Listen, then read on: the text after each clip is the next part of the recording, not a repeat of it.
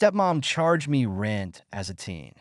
Now she's begging to move in after losing her house to gambling. I'm 26, and I've been on my own since I was 18. That's the day I finally left the house that never really felt like home.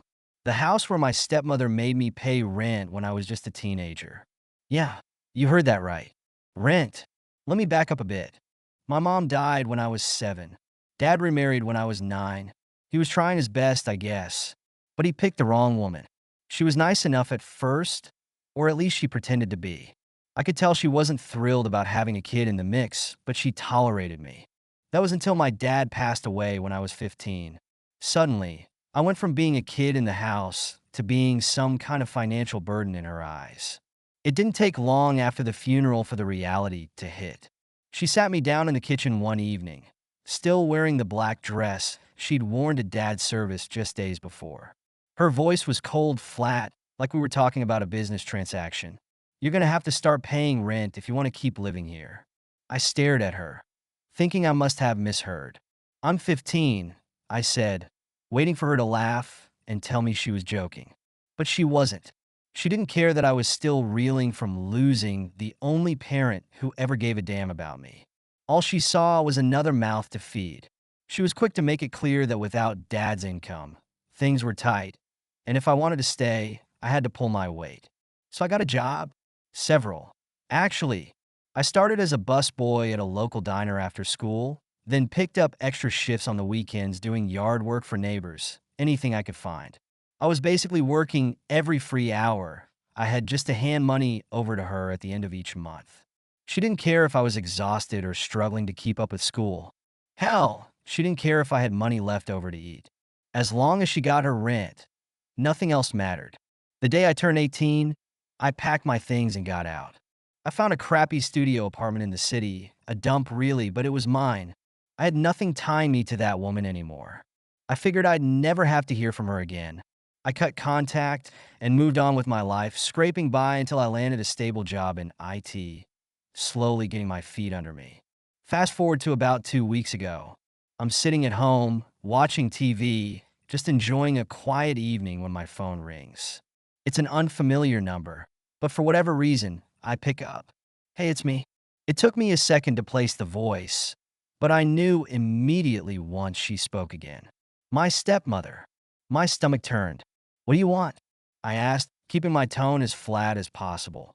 She sighs, the same fake, pitiful sigh she used to use when she was trying to get her way. "I'm in trouble," she says.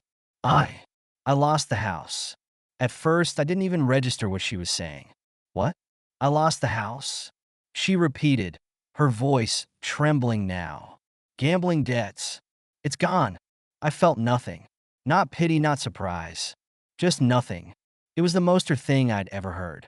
She always loved to gamble, always convinced she was going to strike it rich. Apparently, it had finally caught up to her. "And?"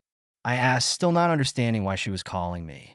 Well, she started, then hesitated. "I was hoping, that maybe I could stay with you for a while." I swear to God, I laughed. I couldn't help it. "You're kidding, right?" She didn't like that. Her tone immediately shifted from pathetic to angry. "You owe me, I took care of you for years." "Took care of me?" I shot back, my voice rising. "You charged me rent when I was 15. You didn't take care of me. You bled me dry." There was a pause. She wasn't expecting me to fight back. I think she thought I'd still be that scared teenager, too afraid to stand up to her. But that kid was long gone. "You have a good job now," she said, her voice softer, trying to guilt me. "I'm just asking for a little help." "A little help?" I echoed, barely keeping it together. "You want to move in with me after everything you did?" "You owe me," she said again, like she could make it true by repeating it. "I didn't have to let you stay after your dad died. I could have kicked you out. I almost lost it then, and I wish you had. You didn't give a shit about me. All you cared about was the money. So here's the deal. You can move in with me, but it's going to be on the same terms you gave me when I was a kid." "What do you mean?" she asked, the wariness back in her voice. "Rent? You'll pay me rent. $1,000 a month. And you'll follow my rules, exactly the way you made me follow yours." There was a long silence. I could practically hear her stewing on the other end of the line. "You're being ridiculous," she finally spat. "I don't have that kind of money right now." "Then I guess you're out of luck," I said, and hung up. I thought that was it. I figured she'd get the message, realize I wasn't going to bail her out, and move on. But I should have known better. She wasn't the type to just give up. A couple of days later, she showed up at my apartment. I hadn't given her my address, but somehow she'd found it. I opened the door to find her standing there, suitcase in hand, looking like she'd just waltzed right in. "What the hell are you doing here?" I asked. "I'm moving in," she said, like it was already a done deal. "The hell you are," I shot back, stepping into the doorway to block her from coming in. "You're really going to leave me homeless?" she demanded, her voice rising. "After everything I did for you? You mean the rent you made me pay while I was still a kid?" I fired back. "You've got some nerve coming here, acting like I owe you anything." "I'm your mother," she snapped. "No, you're not," I said coldly. "You're just a woman my dad married. You've never been my mother." Her face twisted with anger. "You selfish little—" "Get out of here before I call the cops," I said, cutting her off. She stormed off, but not without hurling a few more insults over her shoulder. I thought that was the end of it, but again, I was wrong. She started showing up at my job, just standing in the parking lot, waiting for me to come out. The first time, she begged me to reconsider. The second time, she got nasty, throwing accusations about how I was abandoning her, how she sacrificed so much for me. When that didn't work, she started calling over and over, leaving long, rambling voicemails about how I was the only family she had left, how I couldn't just turn my back on her. The last straw was when she came back to my apartment, banging on my door, screaming at the top of her lungs for me to let her in. My neighbors were starting to get involved, asking what was going on. It was humiliating. I called the cops that time, but they said there wasn't much they could do unless she actually threatened me or tried to force her way in.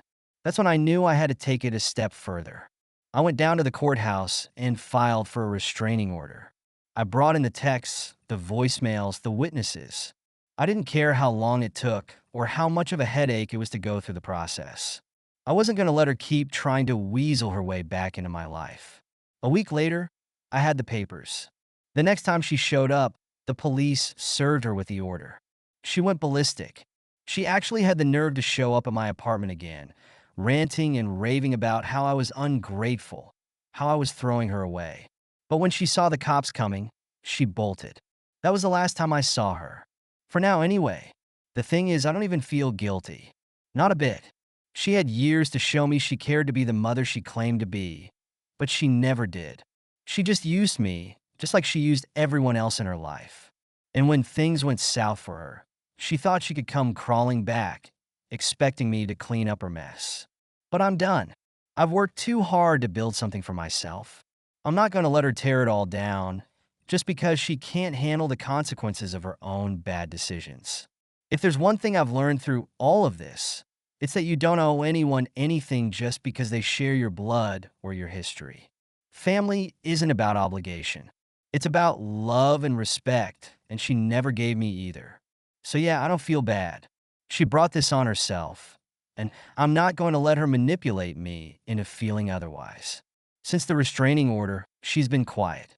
Maybe she's finally gotten the message, or maybe she's just waiting for the next angle to try. But either way, I'm ready. If she comes back, if she tries anything else, I'll handle it. I'm not that scared kid she used to push around anymore. I've built a life for myself, and I'm proud of it. I got out of a bad situation and didn't let it define me. And that's something I'll never let her take away. So that's my story. It's messy, yeah, but I'm done letting her or anyone else guilt me into thinking I owe them something just because we're family. Sometimes, walking away from toxic people is the only way to save yourself. Anyway, thanks for sticking through to the end. If you're dealing with a nightmare of a family member, just know you're not alone, and you definitely don't owe them anything. Thank you so much for listening to my story. If you have any thoughts, I'd love to hear them, so please leave a comment. Don't forget to like and subscribe if you want more stories like this one.